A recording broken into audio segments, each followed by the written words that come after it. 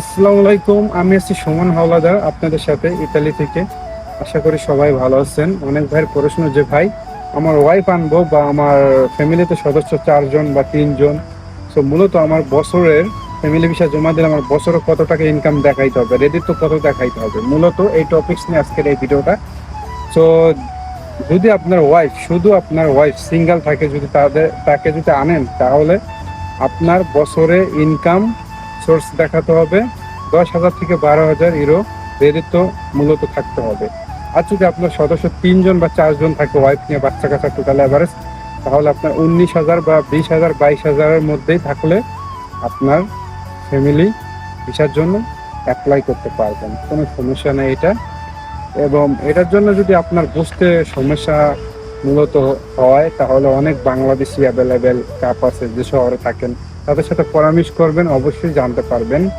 So ভালো থাকবেন, সুস্থ থাকবেন, বিদায় নিচ্ছি, আল্লাহ হাফেজ। আর ভিডিওটা বেশি বেশি করে শেয়ার করবেন।